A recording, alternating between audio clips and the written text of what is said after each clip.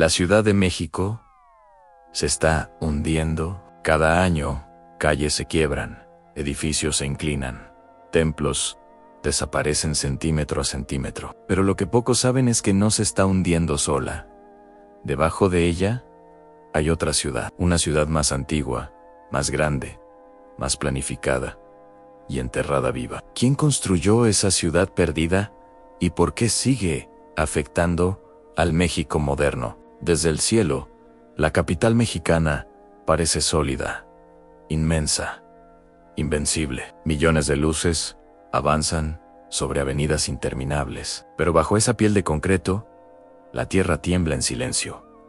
Cada año, el suelo desciende no por terremotos, no por fallas geológicas recientes, sino por una historia que comenzó hace siglos, cuando este lugar no era una ciudad, sino un lago inmenso y sagrado. Es una historia escrita en capas, una sobre otra, y si pudiéramos atravesar el asfalto, las tuberías y los cimientos, algo emergería: muros de piedra, calles alineadas, los restos de otra civilización. Es la ciudad que se niega a morir. Mucho antes de los rascacielos y el tráfico, este valle era un sistema de 5 lagos interconectados. El agua reflejaba el cielo azul y las montañas vigilaban en silencio. A primera vista, no parecía un lugar ideal para edificar una ciudad inmensa. El suelo era inestable, el agua lo cubría todo. Sin embargo, un pueblo decidió hacerlo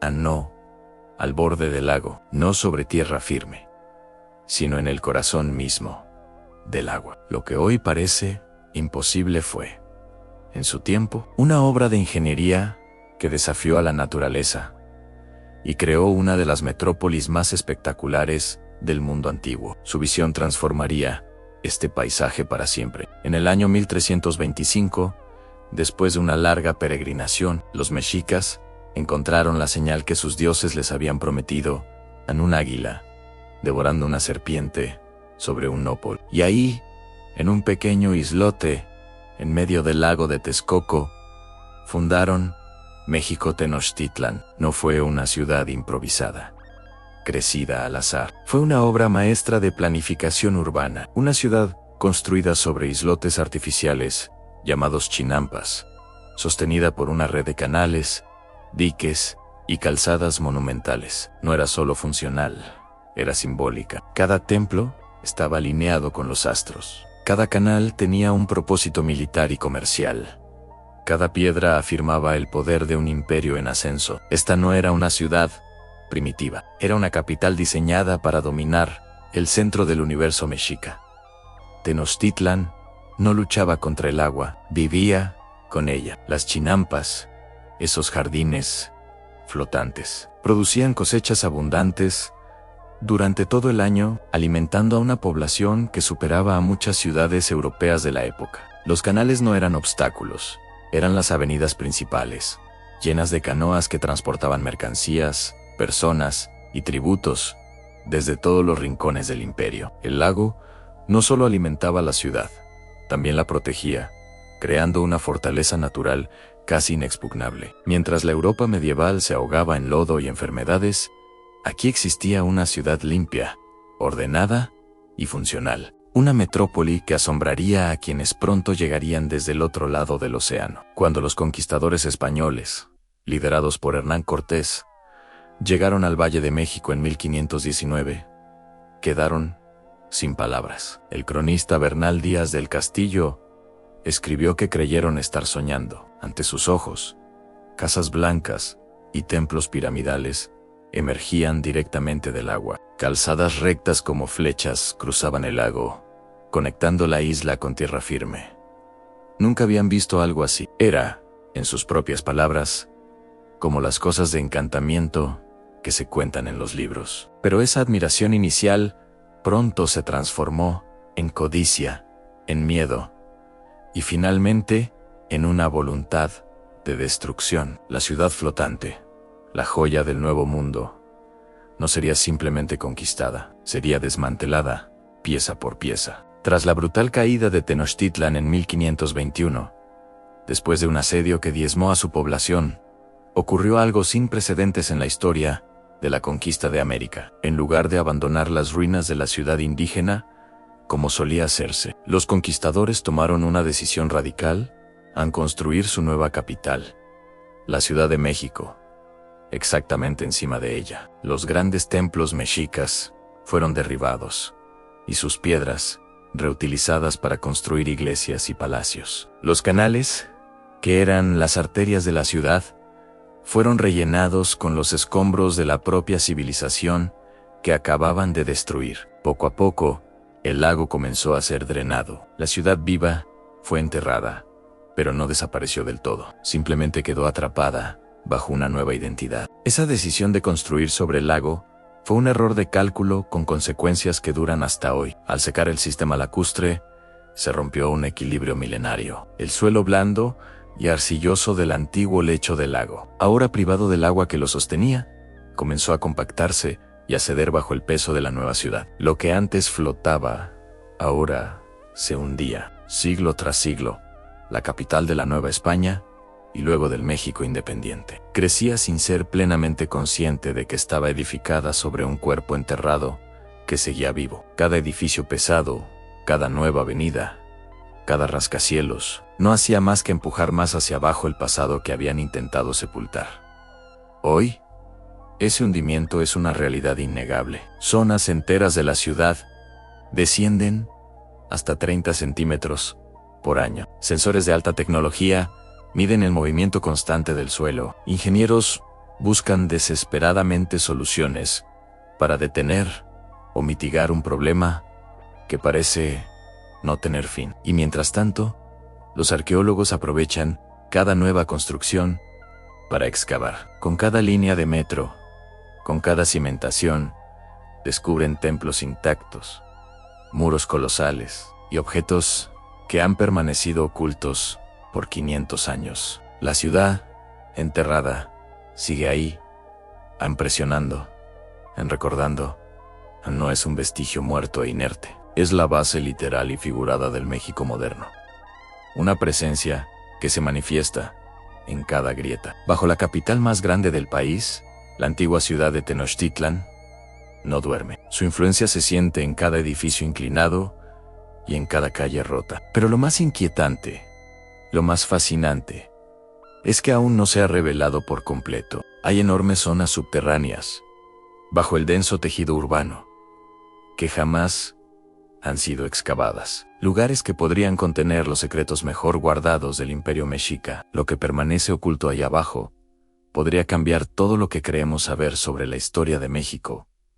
Si la ciudad moderna se construyó sobre ruinas, el verdadero conflicto comenzó cuando alguien decidió excavar. Cada corte en el suelo no solo reveló piedras antiguas, sino decisiones, rituales y símbolos que nunca fueron pensados para volver a ver la luz. Y mientras más profundo se cava, más incómodo se vuelve el pasado. Durante el siglo XX, el crecimiento de la capital de México exigió túneles, drenajes y cimientos cada vez más profundos. Las máquinas perforaron la tierra sin imaginar que estaban entrando en una ciudad intacta. De repente, palas mecánicas enormes chocaron con muros de piedra perfectamente alineados. No eran restos dispersos, eran habitaciones, anqueis, escaleras. La ciudad enterrada seguía organizada, como si estuviera esperando. Los arqueólogos que llegaron al sitio pronto entendieron que la capital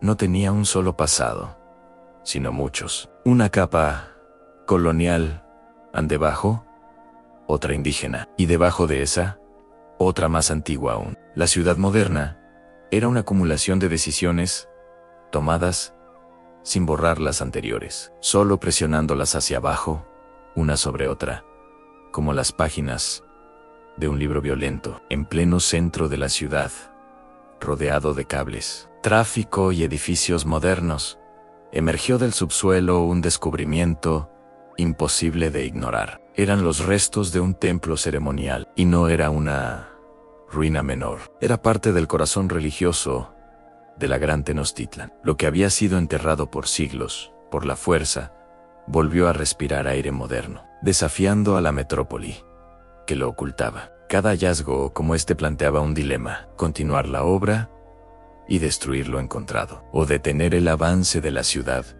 para preservar lo que estaba debajo. El progreso exigía rapidez y eficiencia. La historia, en cambio, pedía respeto y paciencia, y ambas no podían ganar al mismo tiempo. Era una batalla silenciosa, librada metro a metro bajo el asfalto. A medida que avanzaban las excavaciones, algo increíble comenzó a suceder. Los mapas antiguos, esos que parecían simples reliquias de museo, empezaron a coincidir con las avenidas actuales. Calles modernas seguían exactamente el trazo de los antiguos canales por los que navegaban las canoas mexicas. El México contemporáneo no solo estaba construido sobre la ciudad antigua, estaba siguiendo su misma circulación, su mismo flujo vital. Las arterias de la vieja ciudad seguían latiendo bajo la nueva. Y luego está el agua. Aunque el lago sobre el que se fundó Tenochtitlan fue drenado por los conquistadores en un esfuerzo titánico por secar la tierra, nunca murió del todo. El agua permanece atrapada bajo la ciudad, presionando desde abajo, infiltrándose en los cimientos. Cada gota nos recuerda que este suelo no es firme, que la ciudad sigue flotando, aunque finja, desesperadamente, no hacerlo.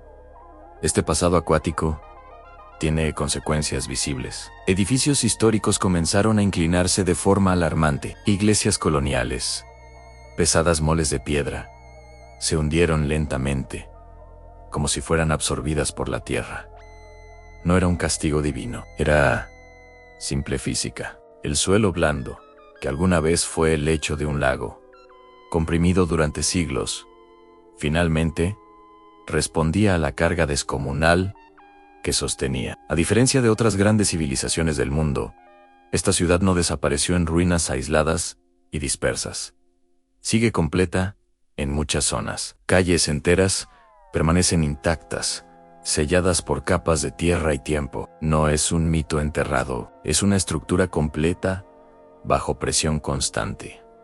Un esqueleto perfecto esperando a ser descubierto. Y por eso, cada nuevo túnel que se construye hoy es una apuesta de alto riesgo. Excavar demasiado puede provocar el colapso de los edificios en la superficie, pero no excavar lo suficiente puede condenar a otros a hundirse lentamente. La ciudad moderna camina sobre una cuerda floja, sostenida por los cimientos de una civilización enterrada que se niega a desaparecer. Cuanto más se excava bajo la Ciudad de México, más claro queda algo inquietante. La ciudad enterrada no es solo un vestigio histórico, es un sistema completo que aún influye en la vida, en el agua y en el colapso futuro de la metrópoli. Y lo más perturbador está aún más abajo, en zonas donde nunca se permitió excavar. Allí, según los expertos, no solo hay arquitectura, sino decisiones humanas que nadie quiso documentar, secretos que fueron enterrados a propósito. Excavar no solo revela muros, revela intenciones. Debajo de la ciudad moderna no solo yacen calles antiguas, sino los espacios más sagrados de una civilización que entendía su mundo como un organismo vivo, conectado con los dioses, el agua y la muerte. Y algunos de esos espacios, quizá, nunca debieron ser abiertos. En el corazón de esta ciudad enterrada se alzaba su centro ceremonial. Y no era un lugar cualquiera. No era solo un conjunto de edificios bonitos. Era el punto exacto donde el mundo de los humanos y el mundo de los dioses se tocaban. Pirámides, patios y plataformas estaban dispuestos con una precisión absoluta, casi matemática. Aquí nada era decorativo. Todo, absolutamente todo, tenía una función específica. Lo increíble es que, incluso siglos después de ser sepultado bajo toneladas de tierra y concreto, ese centro sigue marcando el pulso del territorio que lo cubre, como un corazón que aún late bajo la piel de la metrópoli moderna. Pensemos en esto: Tenochtitlan, la capital mexica, fue diseñada como un espejo del universo. No es una exageración. Cada punto cardinal tenía un significado espiritual profundo. El norte, el sur, el oriente y el poniente no eran solo direcciones, eran fuerzas cósmicas. El orden de la ciudad, con sus canales y calzadas, representaba el delicado equilibrio del cosmos. Por eso, alterar un templo, bloquear un canal o romper una de esas alineaciones sagradas no era un simple acto de construcción o destrucción. Era romper el orden del mundo, era desafiar al universo mismo. Imagínense la sorpresa de los arqueólogos modernos. Mientras excavaban para construir nuevos edificios, encontraron cavidades extrañas, huecos que no tenían sentido aparente, no sostenían ninguna estructura, no servían para drenar agua, eran espacios vacíos, creados a propósito, habitaciones sin una entrada clara, cámaras selladas a cal y canto, como si su función no fuera práctica, sino puramente ritual. Eran vacíos diseñados para permanecer vacíos, o al menos ocultos para siempre. Y lo que encontraron dentro de esas cámaras selladas es aún más fascinante. Ofrendas perfectamente intactas, objetos que fueron colocados con un cuidado milimétrico hace más de 500 años. Piedras verdes de jade, máscaras con expresiones enigmáticas, esqueletos de animales rituales, como águilas o jaguares, símbolos que, claramente, nunca estuvieron destinados a ser vistos de nuevo por ojos humanos. No eran basura religiosa, no eran desechos, eran mensajes enterrados, cápsulas del tiempo dejadas para la tierra misma, para los dioses del inframundo. Ahora, vamos a los documentos. Los cronistas españoles que llegaron aquí describieron con detalle los templos, las batallas, las costumbres, las conversiones forzadas, pero sobre ciertos espacios no dicen absolutamente nada. Hay zonas omitidas en los mapas, descripciones que se cortan abruptamente, silencios deliberados en los textos. Es como si incluso aquellos que se dedicaron a destruir la ciudad hubieran decidido que había cosas que era mejor no escribir, secretos que era mejor no registrar.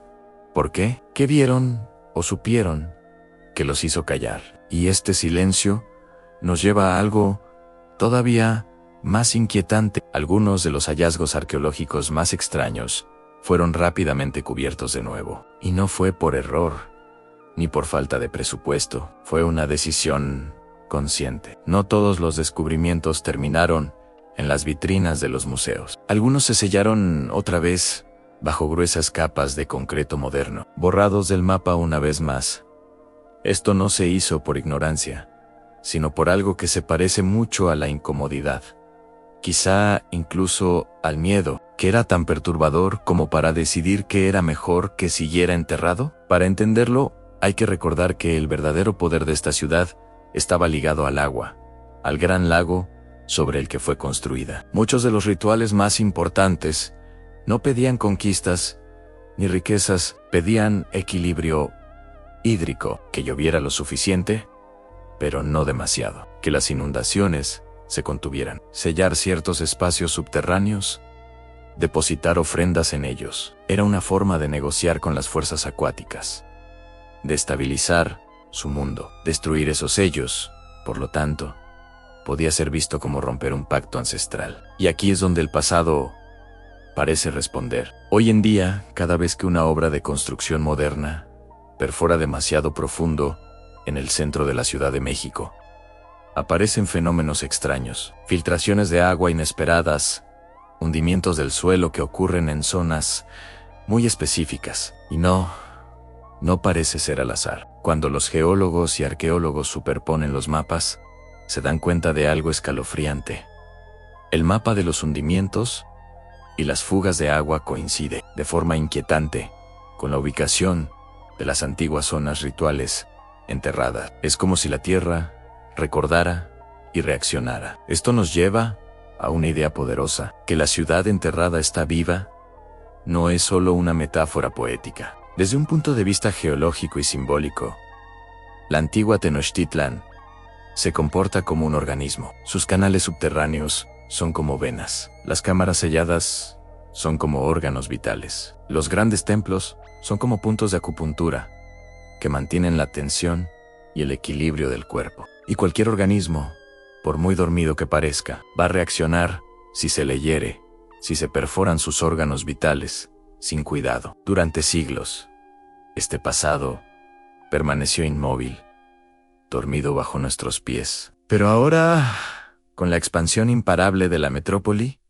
está siendo perforado, fracturado y expuesto a la luz como nunca antes. La pregunta ya no es ¿qué hay debajo de la Ciudad de México? La pregunta es ¿qué sucede cuando una ciudad diseñada para mantener el equilibrio cósmico es alterada sistemáticamente sin entender su propósito original? Y lo que hemos descubierto es que en el siguiente nivel de profundidad ya no hay templos ni ofrendas. Hay algo más, algo aún más inquietante que espera ser despertado. Gracias por acompañarnos en este viaje a las profundidades. Si te intrigan estos misterios, no olvides suscribirte y activar las notificaciones, porque lo que viene a continuación desafiará todo lo que creíamos saber.